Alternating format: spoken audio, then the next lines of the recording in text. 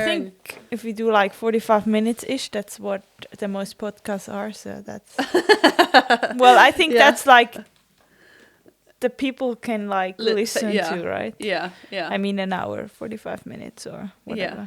Well, that's what I feel if I listen to a podcast, and it's like, we just get carried away in here when we go into deep conversations. So okay, but let's kick it off. Mm-hmm. So you are a sort of well-known mountain bike racer from this region where we are in, and you've had some pretty good success in the last year. But I'd like to start by going way back. Alessandra, can you start by telling me what was starting mountain biking like for you? Who were the role models you had? Yeah, first of all, welcome everyone, and hello. It's good to be in this podcast. And when I look back, I mean, let's call it a career or whatever, how it started. So basically, I just had a big passion for like endurance sports, and I just loved the competition side. I mean, every sports that was a competition. So I tried to like try it out. And I mean, I was in athletics first. I did some swimming, and I did some cross-country skiing and biathlon.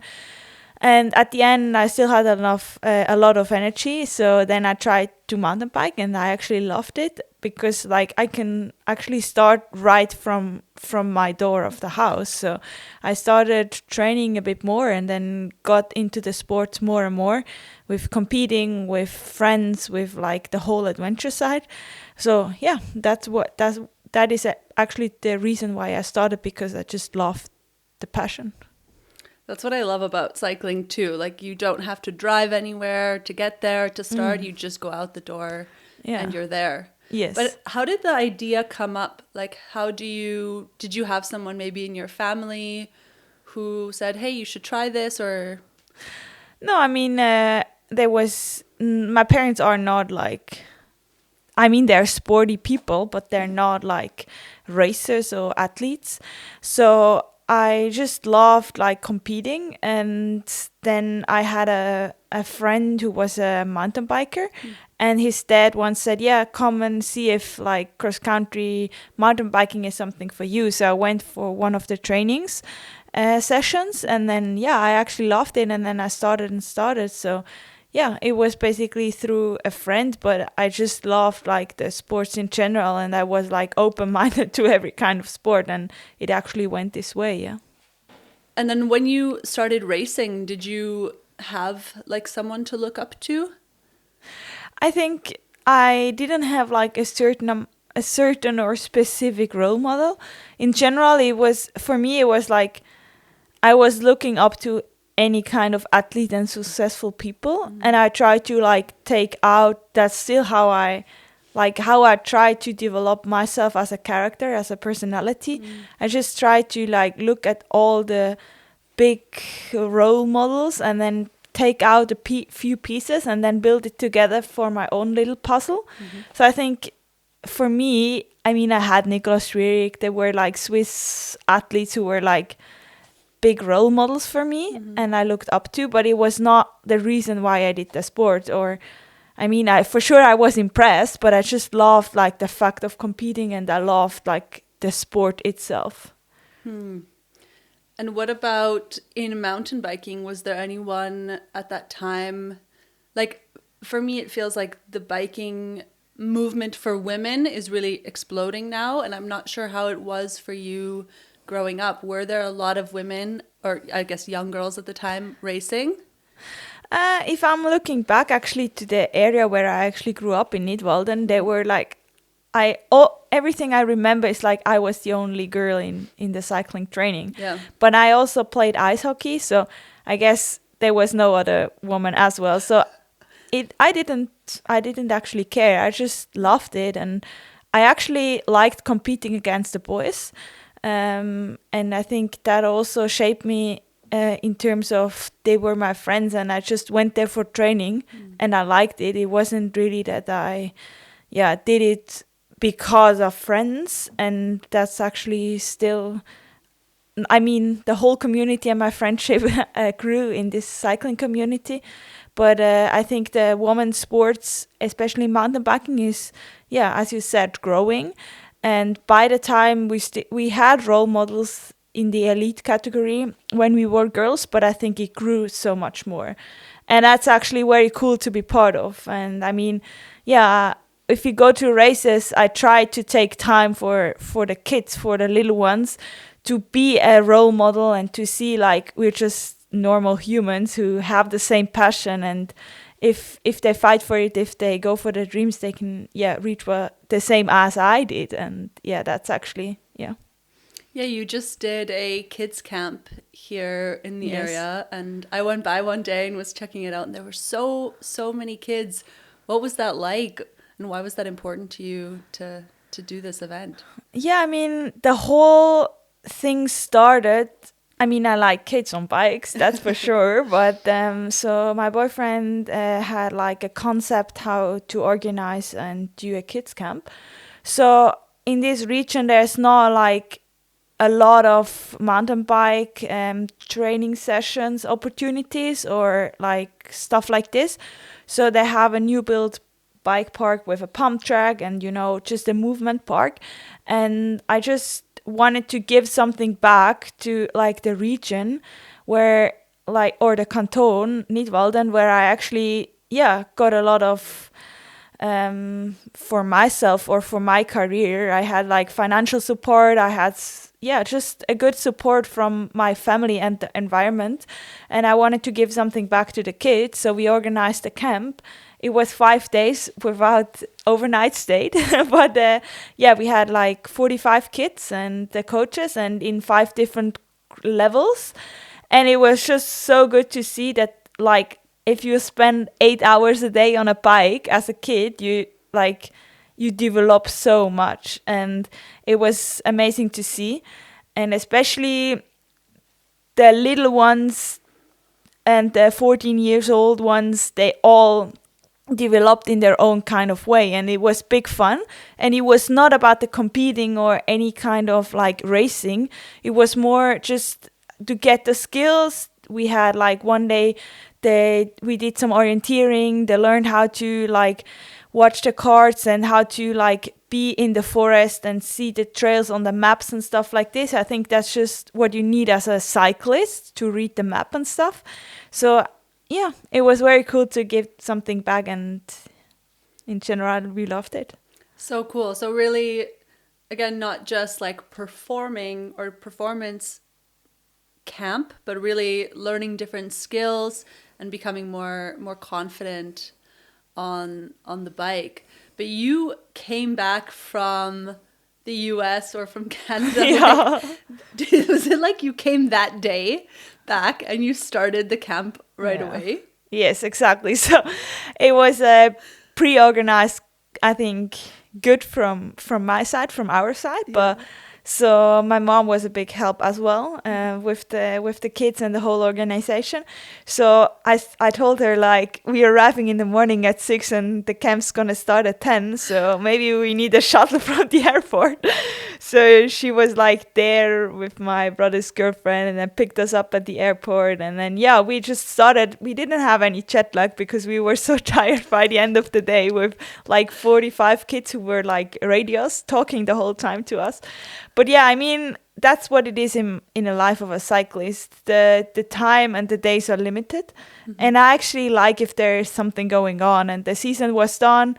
We celebrated the overall, which was a big success for me. And then it's always the other side of the athlete's world. I mean, my big job is to be a professional and successful athlete, but on the other hand, we're running a business.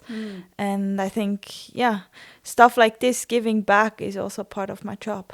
Mm-hmm.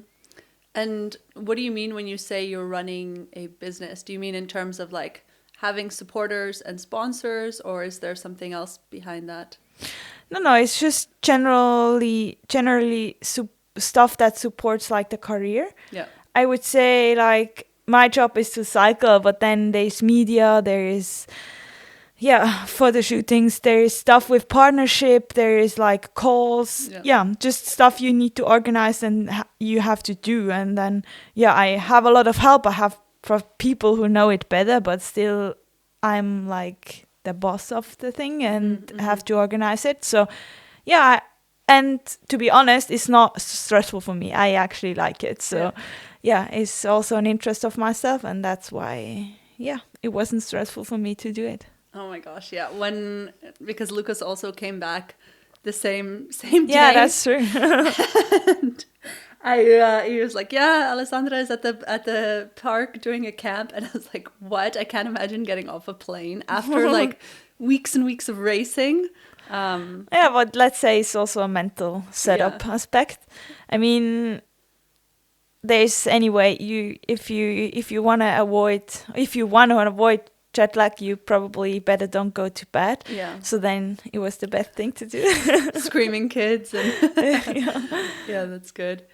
Back to the kids again. What we see like in the research is that a lot of young girls dropping out of sport when they reach puberty. So maybe there's a high participation as kids, and then when the women start to develop, and it's for various reasons, like the social group is maybe changing, or also your body is changing. How was that experience for you? Yeah, I think if I look back to my career when I was that age, there were a few, like let's say internationally, many skipped, but also from like from Switzerland, many skipped. So I think there's a few reasons, as you just mentioned. There is for sure like the interest change, and maybe it was more the dads or moms aim to be like a mountain biker and to race than the girls or the kids. So I think that's also one of the reasons. And the other thing is like, as a kid, you do it for fun, but when the fun's gonna stop. I mean, for sure it's still fun and it's still a passion, but the hard work's gonna start. And that's like, either you want it more than anything else, or it's not the most important thing to you. If it's not the most important thing, it's fair enough to stop, because the results are not there. There's no positive thing. You want to still like move on with or be successful in that sport. And I think that's like the biggest thing. But there's also like maybe a few are connected and they do it because the best friend is also cycling or whatever, and then they stop it. But to me, the most important thing, whether they are racing or not, cycling is like, if you start as a little girl, you can end with like 70 years old. Right. And I think if you have the passion, the goal is just not to get over the limit or overdue from the sport, so you put your bike into like one of the corners and leave it there. The thing is like to still have the passion and then just go on cycling. Maybe you're gonna be a coach, maybe you're gonna be, I don't know, something else in the sport, but I think the passion, you have to keep it alive, and that should be the goal. So cycling as a lifelong project, basically. Yeah, I think it's just one of the sports. You're not going to any kind of club and as soon as you leave the club you can't do it anymore. I think cycling is possible wherever in the world and any time. So I think, it doesn't really matter if they're gonna race or not. If they have the passion and they find their own way to be happy, that's what the competing sport should do. But you talked about also a shift from maybe fun to work. Yes. How did you at that time kind of keep the passion when that shift was happening? Let's say I'm probably not like the perfect example for like that shift, because I like, to me it was the most important in the world, especially to be successful. I really wanted that, and I knew like back in school when I did my graduation, Matura, I pre-read all the books from the year coming up during the summer break, and then I summarized everything, so I was in advance for the next year. So I knew like, I'm going to have more time for training. And everything I did basically was set up for like that racing or for my training. So I think for sure there was like a switch that I had to work hard, but I would call myself as a talent, but I'm not a talent of the century. So I always had to work. I started with like 15 years. Yeah. And I mean, I kind of had the motor from the body side, from the running, but I didn't have like the skills. So I had to work any time for the success. So yeah, because of that, I would call myself a hard worker. And I'm never like won easily without any kind of training. Yeah. So yeah, I think the shift came a bit longer. I mean, I was successful even when I was in young age. So I won junior world champs in my first year. And then there were like periods where I actually was injured. I didn't get the results. And that's when you like kind of feel if it's still the right thing for you. But when it's still like super important to be in the sport, to be training hard and everything, then it is actually when you feel it's the right thing. Yeah. And why does being successful in cycling matter to you? It's a good question. I don't know. It seems obvious, but like... I mean, you know, I think it's also personality. For sure, I wanted to do it successfully. And yeah, I don't know. I also had to learn that it matters to me the most and it's not mattering for the rest of the world, right? Yeah. So because you're like in that training, in that racing, going from, I mean, when we were younger, it was different, but now it's my job, right? So all I do is like 24 hours taking care of my body to be successful and a good athlete, right? Yeah. So I think you tend to be in a world that's just yours and you do it for the success and you have your aims and your goals and you work hard for it, but then you also have to see that it matters the most to you than to anyone else. For sure, my close family, but not for the rest. And I think that is also stuff you have to learn during career because, yeah, you go to the top and then you go a little bit down and somehow it will find its own line in the middle, right? Okay, so I feel you didn't really have an answer, which is fine, but is it like the feeling of being successful when you've won? Or is it more trying to be successful? Or is it that losing sucks? No. What is it? No, for me, it's just like I put a lot of effort into that hard work or into the work. And I think it's just like my dad or my family always told me, you're just doing it for yourself. And that's actually the right thing. It's not because I'm happy to do it for my team and to give them the win back. I mean, for sure, it's a nice thing to do. Yeah. But actually, I do it for my work and for myself. And I think in general, it's like, how can I explain that? It's more that it's a reward, let's say like this, for the work and an appreciation for the team and for everyone helping me to be successful. And I mean, I'm alone on the start line and it's just myself, but there's a huge team behind me, right? There's my mechanic, my physio, my nutritionist, my family, my boyfriend. Yeah, you know, there's a big amount of people who are working for me to be successful, and I appreciate that a lot. That's why I wanted to give my very own best. Okay, I'll challenge you again, because you just keep saying to be successful, to be successful. Does that exist, or is that just like, is that the work? Is there a place where you will be like, okay, now I am successful?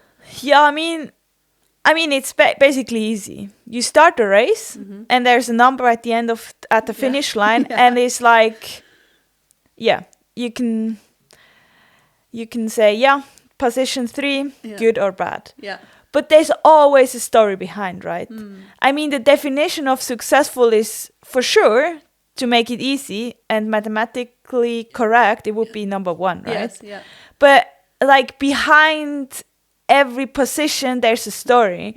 So if I do my very best, I'm probably maybe or might end up on position 15, and it was actually a very good race. So being successful means giving everything and doing actually everything at the start line, during the race, at the finish line. And I can like cross the finish line and say, I did everything I could, and now I'm happy with it. But I mean, I'm also happy if I stand on the top of the podium. It's not like this, but you always have like the other hand. And that's why people from outside who just watch sport and they have no clue about sports, it's like, oh, she mostly, like most of the time she's on the podium and now she finishes 15. Oh, that was like, it's not a good race. But maybe I had a puncture, maybe I was sick, maybe, you know, there's a whole story behind. That's why being successful is reflecting, and it's reflecting how everything was and what you did for it. Yeah. So can you think of an example of when that happened, where like on the outside, on the TV, it looked like a really bad result, but for you, it was like a really great race? Yeah, I mean, I have many stories. For example, when I went to U23 World Champs in Australia, I crashed in the first lap and I was like 15th, and then I had a puncture and I was back. Like I went back to like 5th, and then I had a puncture, and then I went back to 15, and then at the end I finished 3rd. And I mean, I went there for the win, right? But I finished 3rd, which was on the podium, but for me it was like the worst thing. I didn't actually care if I'm 3rd. All I wanted is the win. And reflecting back on that is like, it was one of the best races I ever did. Wow. And it's the same about Olympics. I mean, every single athlete wants to be on top. And there's not even one athlete who's not there in the best shape. And so everyone at the Olympics is at the very best shape. And we are just standing there and we do our very best. And I punctured, and I mean, you know, I knew if everything goes super mega well, there might be a chance for a medal. But when you puncture, you're like, in the race, it's gone, right? So you just do the best. And from the outside, it only looked like, yeah, she got a diploma and got 7th, which is not like probably what the media was talking about and all the pressure around. But it was a good race and I tried my very best, so it's okay. And to say it's okay and I did my best is sometimes also a good way to actually move on, because you're never gonna be finished with your brain thinking about it. Do you ever go one step further and instead of saying it's okay, saying it was a success? Like, have you been able to say that about your Olympic experience, that it was a success? Yeah, I mean, the whole process getting there was a big success. I mean, we all know how hard it is to actually qualify for the Olympics. So, and I'm placed in the world ranking good, you know, which means I'm not such a not such an unsuccessful athlete, but still, you know, I don't know, but in professional athletes world, we probably have like twice a week, every weekend, a test. A test or an exam where you have to perform and you get underlined with your result, and you can't perform every single way, especially if you're a perfectionist and you want to be you want to be good, right? And you want to do your best. And especially judging from the outside is also a pressure, but then you have to be clear in your own mind, right? So yeah, for me it was, I mean, I have that with every single race. Even if I win, I like, oh, we have to improve there, we have to do that better. It's just part of our world. It kind of sounds like it's tricky to bring those two sides together, like the real world objective on paper result and like these subjective inner experiences of what it likes. Because probably for you, you also, like maybe you have this really good race and then you have to go do an interview afterwards where they're maybe expecting that you have to say, yeah, I'm not happy with it, but maybe, yeah, I don't know. Yeah. Well, I mean, that media thing is also, yeah. You cross the finish line and like a minute later you have your, the camera's there and I'm like, oh, I still need a minute to breathe. Oh but what I actually try, like no one's telling me what is a successful result. Yeah. It's myself because I'm at the finish line and I have to deal for 90 minutes with myself. Yeah. And I have to fight for it. And from the outside, standing there, it's always easy to judge. And therefore, even if like a media guy is challenging me, I try to be authentic and to be honest. Because you can. There's always, if they don't want to see your perspective, they will never see your perspective. So I don't try to like I don't have to. Give them the right answer because I have my own answer, right? So I mean, dealing with media is also, I think, being a professional athlete, growing up, being a person of like, let's say, interest from the media side is also like a process, I think, because especially when you're like successful, everything's good, nice, you're the best, you're the most beautiful, best athlete, whatever. And then as soon as you're not there anymore, it's the opposite, right? And that goes like super mega quick. So it's important to have your strong fundament. They still believe and they, like my team, even if I was like 3 years in a row injured and COVID and whatever, they said like, we believe in your potential. And that's the best you can have. Yeah. What experiences do you have, like either when you get that puncture or somebody passes you on the bike, like what is going through your mind during a race when those things really challenge, like everything's going good and then all of a sudden it's not? What is happening up here? I think in the race mood there is some thinking going on, but not too much. I just try to solve the problem itself at the moment. I mean, that sometimes goes well and sometimes it's just like, you don't know what to do. But honestly, like, look at all these races. They're just done one bike length after the finish line. And all you can do is like fight until the end. If you give up, it doesn't help for the result. I mean, you can, but it doesn't really help. So in my mind, it's always like, we're not done. We're just done at the finish line. And sometimes you blow up. Sometimes you're like, in your mind, you're too tired and you like overdue with the suffering. But still, it's not done. And I just try to see it this way. So do you have ever like, I don't know, it sounds like obviously there's so much going on in a bike race. Maybe you don't have time for those thoughts. But I know for me in rowing, because it's a little bit simpler, you just go in the straight line and you just grinding it out. I always had like the two voices saying like, yeah, I can do this. And the other one's like, no, you suck, you can't. Like, did you ever have those sort of negative voices? No, sure. Yeah. And I mean, it's normal. Yeah. Honestly, like, you at the limit of your body's capacity. And like, it's easier to say no. But it's the same like for a normal person on the couch who doesn't like sport. It's easy to say, I stay here. Or I just spend my evening on the couch, then going up and go to the gym. And it's the same. We're on the limit and it's natural, in my opinion, to feel like, oh, I'm so tired, I can't anymore. But that's the thing. Everyone's on the limit. And especially in professional sports, it goes with like 1%, 2%, or just the daily shape you have that counts for the win or not.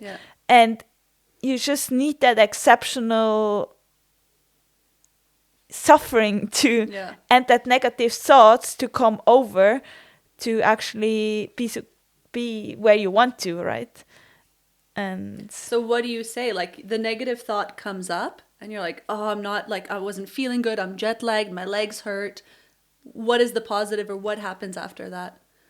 yeah, just try like kind of. So I mean, everyone has its own strategy to do that. Yeah. But I think for me, the most important is like if someone overtakes me, it's like, yeah, we're just in lap 2 out of 6. Okay. There's still another 4 laps. Maybe she's gonna blow up, maybe whatever. Yeah. I just actually don't try to focus too much on other things happening. I just try to focus on my own performance and my own like body and positive thoughts.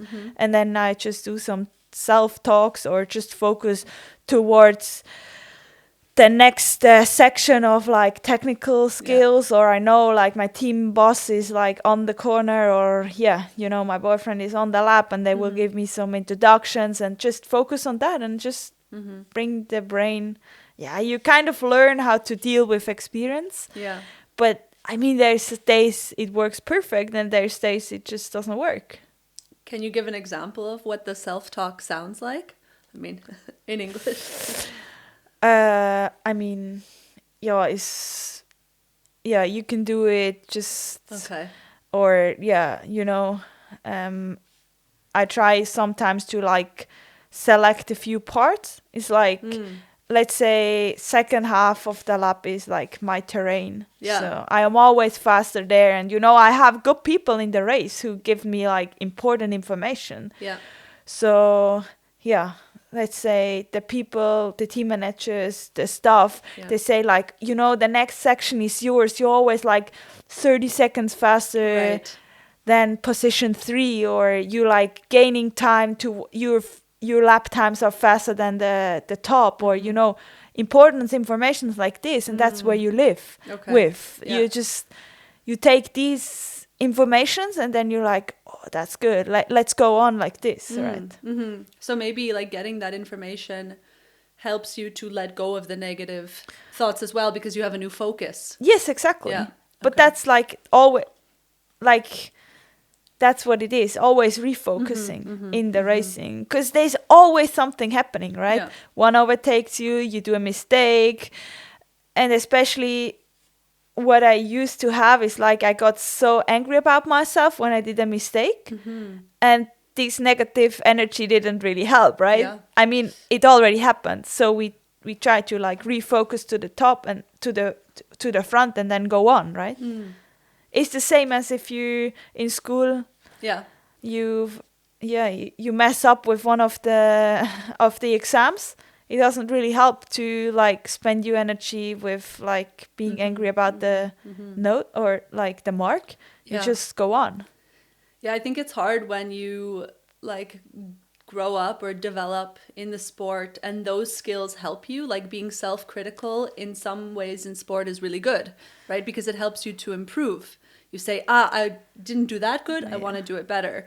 But it can always go like far too far off the end, and you can get like hung up on those things. It's like you actually mentioned a quite important thing. So I'm super self-critical, and which brought me to the point where I am, because if you're not like optimizing all the time, you're not going to be there the next season. You're not going to be there the next week. But sometimes you also have to stop it somewhere, because otherwise it's like your self-confidence is gone, right? And that's for me like always to find a balance. And I also had to learn the other thing, right? So, but that's like, it doesn't really matter if you have like a top position in a business, or if you like sports athletes. So the fundament and the way of thinking is the same. How do you go about so being self-critical but also comparing yourself to other athletes? Like something I personally experience now cycling is, and like you, I'm taller than most women, or I guess you're not, you're on probably more closer to average than I am. But like if there's girls that are so much faster than me, I'll be like, oh, she's so much smaller than me.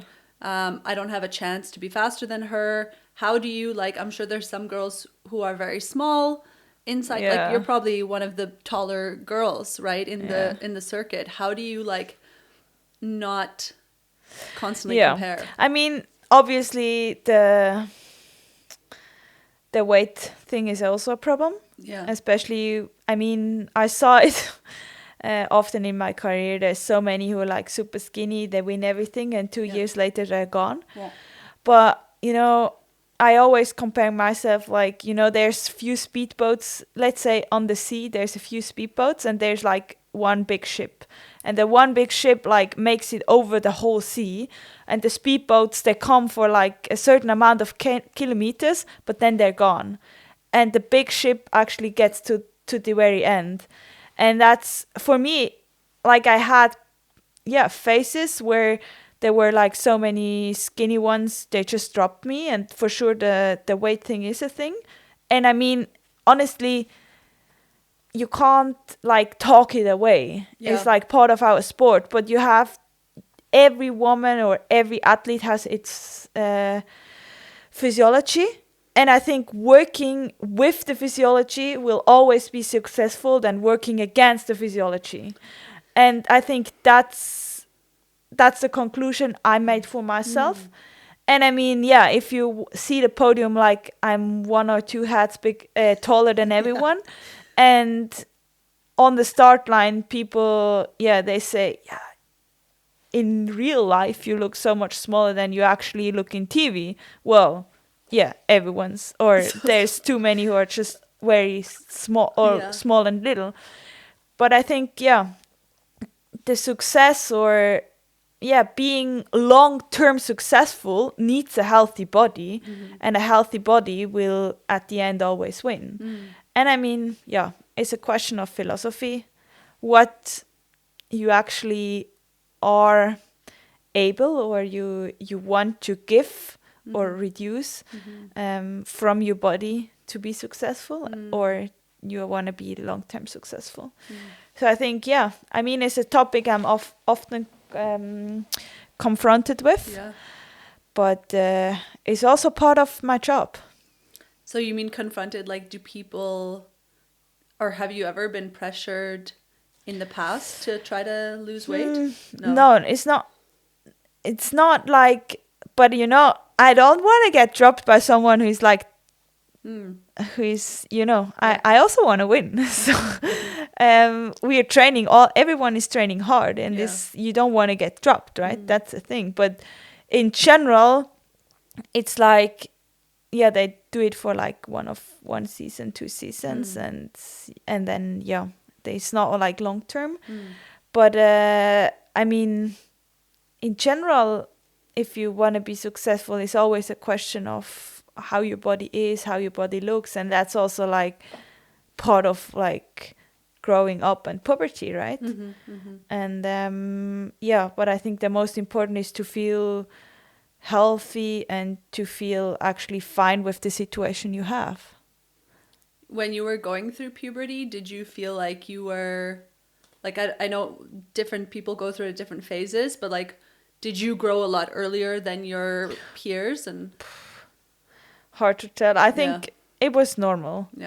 I mean, it was a normal, healthy. But you didn't feel like a freak, like no, but no. Yeah. I'm just 175. I know. So it's not so tall, but no. I think I'm also from a very healthy environment. So we sat down for every lunch, for every dinner with the family. So it was never a big deal, and it never was a big deal even when I was like training. But in general, is as soon as you get more to the elite kind of sport, you also have to like get confronted with it. It's normal, but everyone has to find its own way to handle it, right? Have you ever had a moment where you were like wanting to eat something and then you stopped yourself and you said, oh, I shouldn't eat this? I mean, to be honest, it's what I give my body is my body's energy, and my body is my capacity. So it's like when you fuel your car, you want to give them the good diesel or energy, right? So honestly, all the sweets, all the treats, everything is nice, but it's not like it's not what you actually. It's not the best for your whole body, right? But that's just like nutrition stuff, and I think there's a quote. Like I started studying pharmacy, and there was like the amount of the medicine makes it toxic. And it's the same with everything in life. It's not a shame to eat like sweets and stuff like this, but the amount makes it toxic. So I think I could easily eat like 10 croissants, but it's not what I really want. And I mean, I'm a sports person, right? Yeah. So I think that's normal to say, no, I don't eat it, but it's always in a normal amount or like in a healthy amount, let's say like this. Okay. It's not that it was like, let's say, unhealthy or sick or, Yeah, something that happens to me is like, so I've been practicing in the last years to like eat a lot on my rides, which is, pretty new. Like in rowing, we never did that. And so I started taking a lot more food. And even in the first hour of a ride, even though I just had breakfast, like saying, I'm going to eat these dates or whatever, forcing myself to eat it. And sometimes when I get to the end of a ride and I know, it's just down the hill, it's only 30, 40 minutes to get home, I will catch myself not wanting to eat the last potato or whatever I have because I'm thinking, I'm not going to burn it off. And it's like this, I think society teaches us that you can only have food if you're going to use that energy somehow. Like you used to see in the magazines, or we had in America, like if you eat a cookie, this is how many times you have to go running around the thing. And I think it's really hard to get rid of this, like... Yeah, but I think it's different for people in the office than sports people. And I mean, all I do is basically train my body the whole day. Yeah. So that actually needs energy. If I'm like restricting energy, it's not long-term successful. Yeah. But I mean, I'm not doing any kind of rides on like less than an hour is fine, but more than an hour on without food, let's say. Yeah. Just because training and recovering and getting the effect of the training actually needs energy, right? Yeah. I mean, if you're restricting, it's like it's the opposite what you actually want to reach. Yeah. So, I mean, it's different when you go for a run after you spent the whole day at your job's place, than when it's like your professional thing. But but it's interesting also, like for us within our community, is that actually a lot of women are doing sport at quite a high volume. Like the sport is growing, and there's girls who are doing super long rides on the weekend or even after work going for 2-3 hours. And I think they don't, they think because they were sitting all day, or maybe they're not like you, professional athletes, they think, I don't take it. I mean, I'm not a nutritionist. To be honest, I only know what I know from my experience and what I learned from the nutritionists who are coaching me. But I mean, getting the metabolism going, and it actually works, and not being restrictive with it, is sometimes even better. And I know from a few athletes, they like as soon as they started eating more, they lost basically weight, or it got more healthy because the metabolism was not on a restriction. Yeah. And but I'm personally, I don't have like a lot of experience with it. Yeah. So I can't really. But so how much do you eat during like a steady training ride on a weekend or something? Yeah, I think you can't say it in a general conclusion. It always depends on the intensity. Yeah. And it depends on what phases of training I am. So especially restarting training after, like, let's say, my phase is now, and my metabolism is not used to ride 3 hours again, so it needs more energy. And if I go on long ride in South Africa 4 or 5 hours, I eat like 60 grams of carb every hour. I start like from the first hour, because that's the most important. It's the same with the pain management or eating management. It's like you never want that, like, the alarm top thing, or like let's say the top of the mountain. You never want to reach that. So I think to me that's always you need to know what you're doing and what you do, so you can't say like in general and do it like this. I always say if I'm already hungry, it's too late. Yes, exactly. But it's hard because you just have you can breakfast feel it, or whatever, you leave and you're like, I just ate, and you don't want to eat more. But it's really a practice. I think it just needs you just need to do it, and you feel the difference, right? Yeah, totally. So you talked a little bit about like how are we doing? Good. Good. I think 15. Okay. Like self-comparison and being a little bit self-critical. How do you manage like external fear? Like you sometimes maybe show up to a course and it's wet, or I don't know what you like. Like I know people have their specialties of like, I like wet rocks or whatever. But I think an important part in making this like professional sport more accessible to our community and to women who are just starting cycling is maybe understanding that you also are afraid sometimes. Or are you? No. Yeah, but I think that's also personality. If you are more afraid of like hitting new obstacles than others, but I mean, it's easy to find yourself in the comfort zone, right? But out of comfort zone is never comfortable. So I think that comfort zone is always like switching. And I used to not like mud, but then I went for one season to Belgium and did like the whole winter of cyclocross, and now I like mud. And I think that's one of the thing, like fear is not the same as weakness, but it's close. So fear and weakness is one thing, and you have to be so self-reflected that to see that you don't like it, and you have to be quite honest to yourself that is like a weakness. And then you work on it, you invest a lot of time, you say, I wanted to improve it and I can. And then you find the pleasure in it, and then it goes better, and then suddenly it's your strength.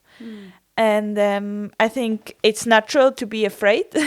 And it's also okay to say like, I have to work on that.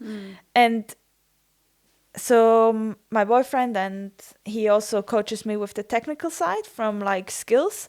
And he always says like, if I'm afraid to ride one of the obstacles in the race, he says like, it's not the time to practice in the race. It's the time to practice it at home, and then we go to the race and you do it.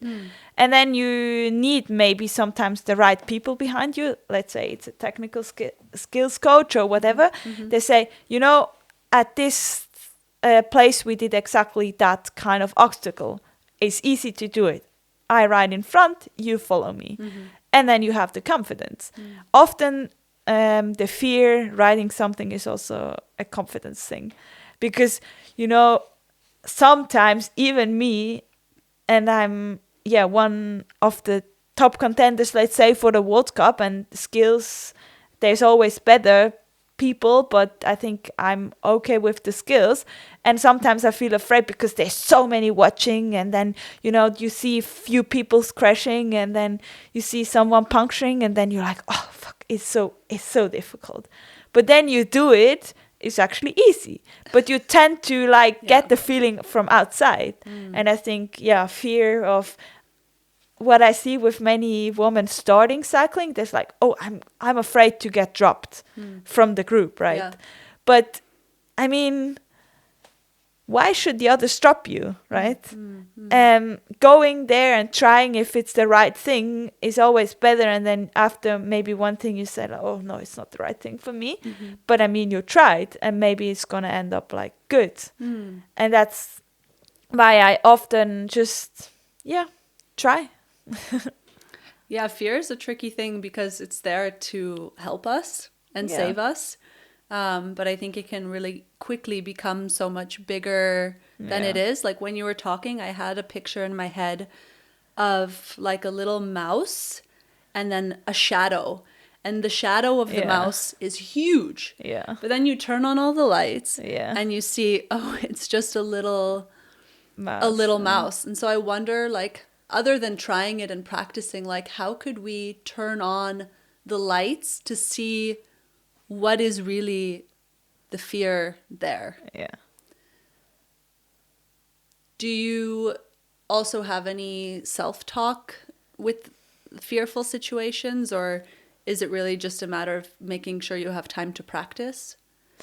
I think you have to analyze where's the fear coming from. I think you can't say that in general. I mean, I also had that I crashed once, and then I had a problem with the same amount of like opticals. Yeah. And every time I saw an optical, I'm like, oh no, I'm gonna crash there. Yeah. But then you have to analyze it and then build up the confidence, and then it's fine again. Or once I had a problem with like the start, I always felt like, oh, I'm not clipping in at the start, right? Yeah.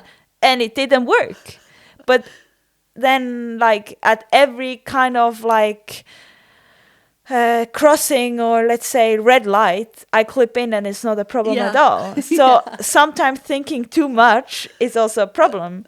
So I think you can't like say in general, you just need to analyze where the problem comes from. And I mean, there's people who can help you, right? There's people who understand, who can analyze, who know how to deal with fear. And if it's like a problem, you can't solve it yourself, you need someone, right? But often it's like time or like thinking about it will heal it. And when you will come to a conclusion that is like, why I'm actually afraid of it. Yeah. How did you overcome this clicking problem? So with thinking less. No, I mean, that was just one of the problems, one of the examples. But it's such a good example because it's such a simple skill. Yeah. Or, it's just like you stand at the start line and you're like, I can clip in. Or not even thinking about it, or just, you do a few exercises and it works. And you're like, now I'm good, huh? I exercised. So I think that's, so almost like trying to trick your brain into, you're like, oh, so I've clipped in, now I can do it again. It's no problem. Yeah. I think that's more like it was in my brain, right? 100%. So it was 100% not like, from the movement side. But I think, everyone has its own struggles, and that's like normal. Yeah. Because, and that's also like let's say, in a field competing, everyone has its weakness and strengths, right? So analyzing others, oh, that's a weakness of her. And then you know where to attack or set your like, where do you kill a move? Because it's a weakness of her. And I think, it's the same on the other side round. So this time when you crashed, and then you were like, every time you saw that thing, you kind of freeze up or you get nervous and you're thinking, oh, here comes again. Like your body is almost like preparing for that crash again. Yeah. How did you overcome that? I think with regaining confidence and just doing the thing, and there was always a reason why you crashed, right? Maybe you hit your front brake or whatever, which was a mistake. Yeah. And then you just, people from the outside analyzing everything, they can see what was the problem. So then you build up that with the crashing and just getting better. I mean, crashing and being injured, and it's shit, but it's part of the game. Yeah. And it's but it's like failing is important for success. Good quote. Yeah. What is a time, like now we talked about being really afraid. What is a time where you felt like the most confident, the most good in your body, in your power? Can you share a story about the best feeling that you've had? Or maybe it hasn't happened yet. I don't know. No. I mean, in general, I'm happy and yeah. I mean, luck is always in your own hands, right? Or I mean, being happy is always in your own hands. So I think, but when it comes down to racing, being at the start line and feeling energized and your brain is like 100% ready, and there's races where you have just the best daily fitness and shape. Yeah. It just feels good to race because you can attack, you can play with the others. Your brain is so is like easygoing. You have like an open-minded angle of view, and I think that's when it feels the best. Wow. Yeah. And is there something you can do to get yourself into that space? Yeah, I think you can, because it's your own body, because you're the boss over your own body. But sometimes with the pressure and the daily, just how you feel and I don't know, emotional kind of side, it's possible and sometimes it's impossible. But in general, with how you act and how you how you travel and how you set up your mind 2-3 weeks prior to the race, that's what makes you feel good by then. And I actually know what brings me confidence, right? Yeah. So then I try to build up the confidence. You feel good, you have good people around, they supporting you, and then The night before your Olympic race, are you laying in bed thinking anything cycling, or you block it out? What's that like? I don't know, 100%. I mean, especially Olympics, it was my first ever Olympics. It was like I didn't have any experience. I only had the experience from others I talked to. But it was special because Olympics is in mind for like 2 years, and it's like daily a thing, because you want to go to the Olympics, and then finally you qualified for the Olympics, and then the build-up starts, and then it's Olympic, 22nd of August, and then and then the night before happens, and you're actually you're realizing it's tomorrow. Yeah. And you think about it, but it's important to actually find some sleep and not only 120% think about it. So then I try to like visualize the lap once again and then fall asleep. So I slept quite well. I mean, you already recovered by getting towards the Olympics, right? You're not gonna go there and you're like super tired. You have the deepest sleep ever. Yeah. So that's natural, but I think it's important to see it's just a race and not like Yeah.